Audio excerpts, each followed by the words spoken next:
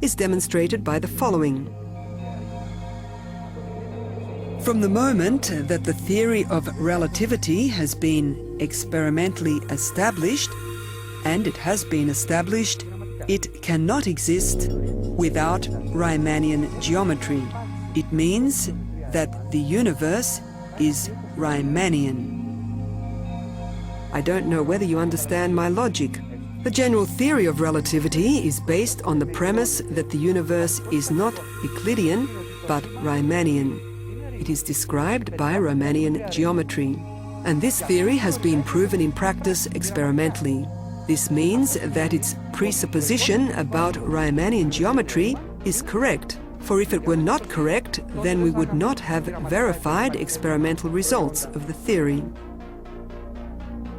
Therefore, today we speak of a theory of relativity that is based on demonstrated facts. Certainly, this is a given. And because the theory of relativity is proven experimentally, its structural components are indirectly proven. For if they were erroneous, then they would yield erroneous results and unconfirmed experiments.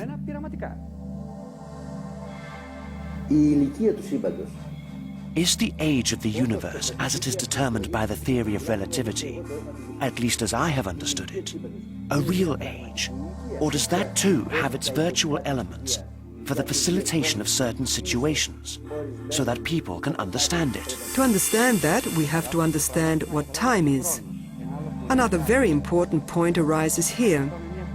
We said in the beginning that when a physical theory about such large sums as those of the universe expresses something, for time expresses something, it has no relation to what our clocks and calendars measure. Time is a dimension, like length, width, height, according to the theory of relativity. To which I make a footnote now that we should not think that the theory of relativity is something transcendent. It is a new theory of gravity. Newton's theory ceases to hold, and another theory of gravity holds. The general theory of relativity is a new theory of gravity. This is what we must all understand. What is relativity?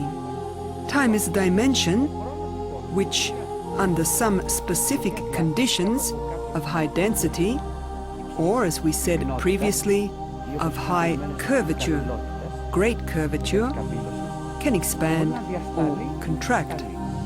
The discussion with the astrophysics professor Manos Denezis continued on the notions of space, time, gravity, energy, and multiple dimensions. However, from that very useful discussion, a key point emerged in my mind. We are all one. We are united by an infinite material that we do not perceive. The in-between, we are all one. Therefore, the philosophical view that we are derived from the one, and we tend towards the one, was established by a newer scientific explanation. That sunlit morning, I walked serenely among the flowers of my garden. It is marvelous to think that you come from God, and to God you will return.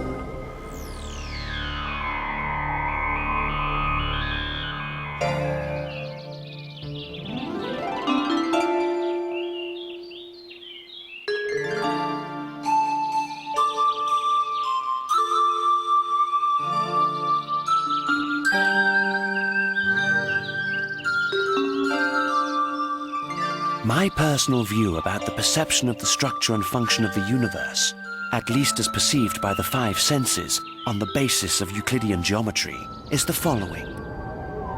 Beginnings exist in parts of the universe. There is, for example, a beginning in the birth of a star, or of a stellar system, or of a galaxy. This beginning confirms its opposite also as to the end of another star, or of a stellar system, or of a galaxy.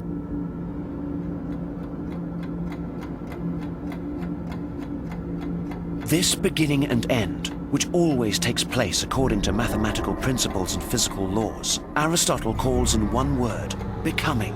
In other words, the beginning is continuous.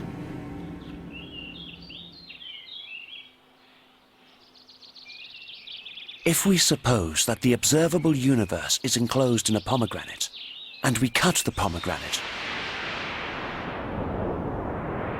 open its husk, and look at its parts, at the berries it contains, the parts or berries are homogeneous, but not the same nor equal.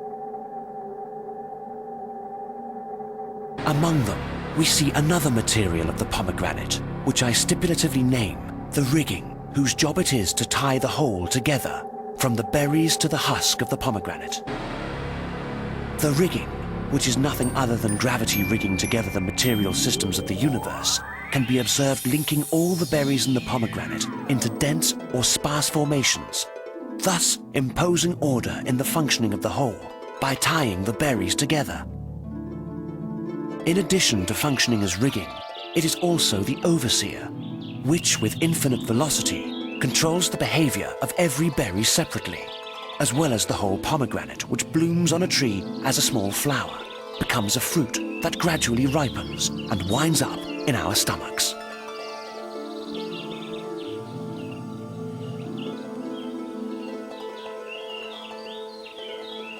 However, the pomegranate tree has other pomegranates as well, some small and some large. I think also of how, in addition to my pomegranate tree in my garden, there are other gardens, many gardens in the world at large that have pomegranate trees. And that's not all. The pomegranate trees are born, are filled with fruit that decorates our tables, and at some point die, leaving behind them new trees planted by gardeners. And there is another point that creates a complication in man's total perception of the pomegranates of the world. No pomegranate tree is the same as another pomegranate tree. No pomegranate is the same as any other pomegranate. And the pomegranate tree as a species is subject to the law of variety, with countless alterations, with the result that when we eat a pomegranate, we think we are eating the same pomegranate we ate yesterday, without our being able to conceive and measure its boundless variety as a fruit and as a tree that grows in certain countries on the planet. This is the illusion in our perception of the universe. We think, enclosed in a berry from a pomegranate of a single tree, that we are generated from a mighty explosion that took place when a red flower burst forth on the tree to become the berry within the pomegranate in which we live today. Inside the observatory of the berry of the particular pomegranate, we try to see if we can conceive with equations how many pomegranates on how many trees exist in the universe. We cannot perceive that in the universe the equations prevail, but the universe is not the equations. Contemporary man knows and uses numbers, but ignores their content as well as the extent of their content.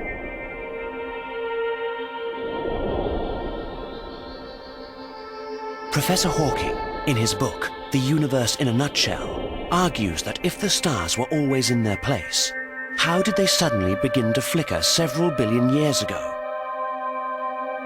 And who is it that ignited their light in such a way that the light of some stars has reached Earth and the light of others is still approaching? Can this be explained by equations?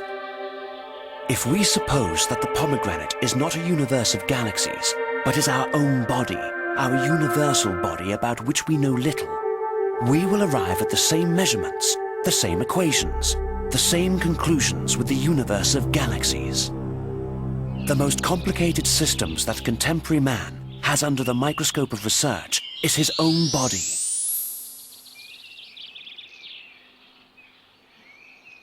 We are totally ignorant in providing a scientific explanation of the origin of life. Some scientists suppose that 3 to 4 billion years ago, DNA had already appeared. DNA is the basis of every form of life on Earth. Many believe that DNA evolved to the level of information with the passage of time,